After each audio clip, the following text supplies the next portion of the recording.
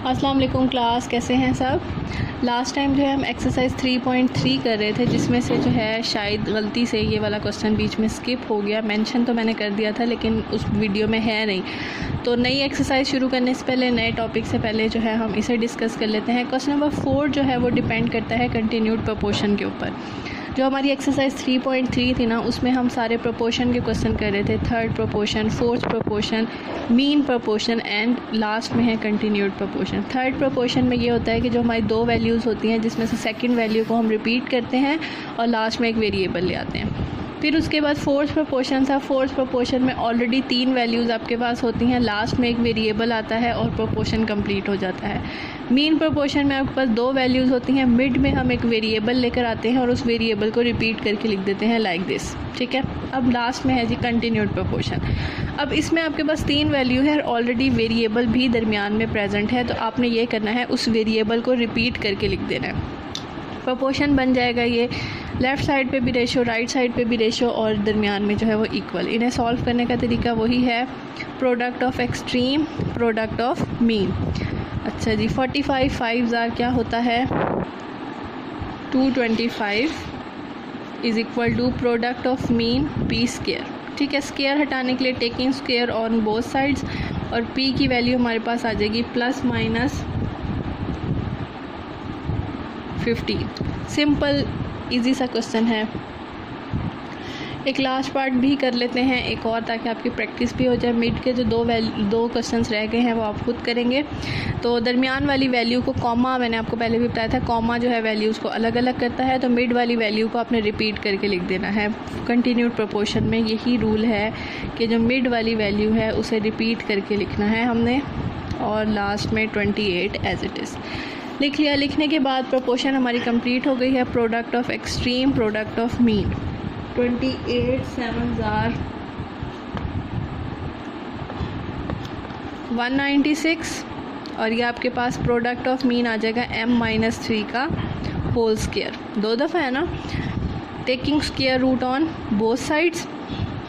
Under root 196 आपके पास होता है जी plus minus 14 is equal to m-3, ठीक है। जब भी अंडर रूट हटता है तो हमें पता है कि वेरिएबल के सामने वाली वैल्यू के साथ प्लस माइनस लगता है, ये बात आपको पहले भी पता है।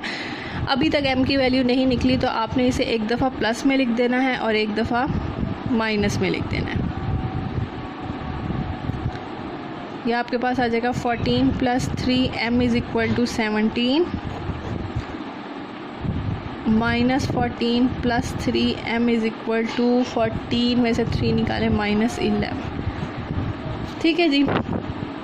ये आपकी एक्सरसाइज जो है वो कंप्लीट हो गई है। अब हमने जो है नया टॉपिक शुरू करना है, एक्सरसाइज 3.4, नया टॉपिक। और exercise 3.4 question number 1 is that prove that A/B is equal to C/D।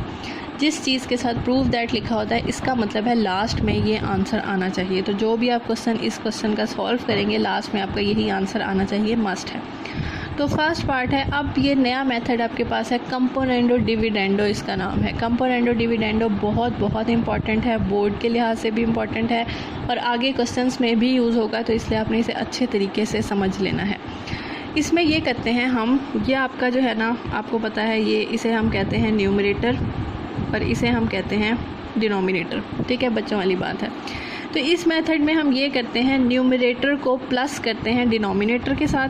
तो सबसे पहले न्यूमरेटर, और हमेशा ब्रैकेट में लिखना है, आपने ये बात याद रखनी है, इससे मिस्टेक के चांसेस कम होते हैं। न्यूमरेटर ब्रैकेट प्लस डिनोमिनेटर, ठीक है। डिवीजन, उसके बाद दोबारा से न्यूमरेटर माइनस अगेन डिनोमिनेटर, ये होता है हमारे पास कंपोनेंडो डिविडेंडो। ऊपर आपने न्यूमरेटर को डिनोमिनेटर के साथ एक दफ़ा प्लस करना है और फिर नीचे अगेन न्यूमरेटर को डिनोमिनेटर के साथ माइनस करना है। और हमेशा चेक कर लिया करें कि आपकी ये जो ब्रैकेट्स होंगी ना, ये ऊपर नीचे एक जैसी होनी चाहिए। अगर एक जैसी आपको नहीं दिख रही ना, इसका मतलब है आपने लिखने में इसे कोई मिस्टेक कर दिया है। दरमियान में हमेशा प्लस माइनस आएगा, ये दोनों एक जैसे होंगे और ये दोनों एक जैसे होंगे। इसी तरह जो है आप राइट हैंड साइड पर भी यही अप्लाई कर दें। सबसे पहले numerator plus denominator, again numerator minus denominator. ठीक है जी, चेक भी हमने कर लिया, ये दोनों ब्रैकेट एक जैसी हैं, ये दोनों ब्रैकेट एक जैसी हैं। अब आप ब्रैकेट को ओपन करना स्टार्ट करें। 4a + 5b + 4a - 5b, 4a + 5b - 4a minus minus plus 5b, 4c + 5d + 4c - 5d, 4c + 5d - 4c + 5d। Bracket open कर ली। करने के बाद अब आपने ये करना है, आपने ऊपर चेक करना है कोई एक जैसी वैल्यू जो कट जाती हो। ये +5b है, ये -5b है, कैंसिल आउट। ऊपर नीचे हम नहीं काट सकते, आमने सामने ही काट सकते हैं इसके अंदर। +4a - 4a ये कैंसिल हो गया। +5d और -5d ये तो कैंसिल नहीं हो सकता, एक जैसे साइन है। +4c और -4c, तो जो पॉजिटिव और नेगेटिव एक जैसी वैल्यूज़ थी हमने जो है उन्हें कैंसिल आउट कर दिया। अब आपके पास बचता है 4a और 4a, 8a, 5b और 5b, 10b, 8c, 10d। ये बात शायद मैंने आपको 9th क्लास में बताई हो कि हम आमने सामने भी कटिंग कर सकते हैं अगर एक जैसी वैल्यू हो और दरमियान में इक्वल हो। तो 8 8 से कैंसिल हो जाएगा, 10 10 से कैंसिल हो जाएगा, a divided by b, c divided by d। आप इसे रेशो की फॉर्म में लिख दें क्योंकि हमें पता है कि डिवीजन जो है वो किसे शो करता है, रेशो को शो करता है, और ये हमारा आंसर है। इसके क्वेश्चन नंबर 1 के सारे क्वेश्चन जो हैं वो ऐसे के ऐसे ही होंगे। नेक्स्ट हम थर्ड पार्ट करने लगे हैं। इसका सेकंड जो है वो सेम वैसा ही था, वो आप खुद करेंगे। वैसे तो ये भी वैसा ही है लेकिन फिर भी आपको कोई कन्फ्यूजन ना हो इसलिए मैं कर रही हूँ।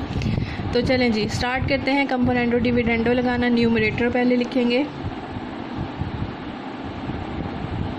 Plus than denominator, divide again numerator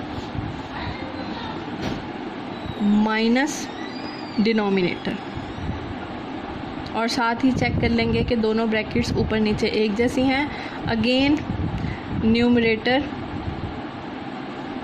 plus denominator, divide numerator minus denominator.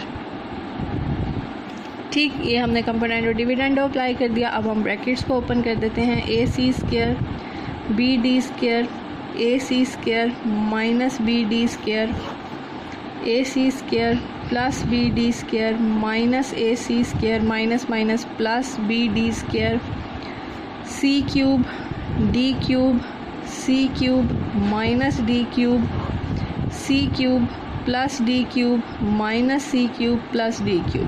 जो साइन चेंज होते थे वो मैंने साइन चेंज कर दिए। अब आप कटिंग करना स्टार्ट करें। देखें जी, ये दोनों एक जैसे हैं, नहीं कट सकते।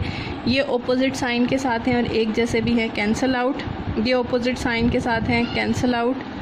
ये ऑपोजिट साइन के साथ हैं और ये, ठीक है, जो ऑपोजिट साइन के साथ हैं और जो एक जैसे हैं हमने कैंसिल कर दिया।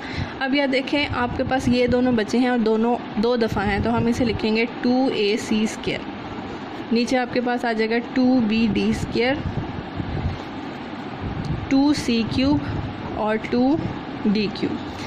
2 2 से कैंसिल, 2 2 से कैंसिल। अब ये देखें, यहाँ पे c² है, यहाँ पे c³ है। मैंने आपको बताया था आमने सामने कटिंग हो सकती है, तो इसमें से हमने एक कैंसिल आउट कर दिया। इसी तरह d² और इधर से d। यहाँ से आपके पास बचता है a/b और यहाँ से आपके पास बचता है c/d। और ये हमारा प्रूव हो गया।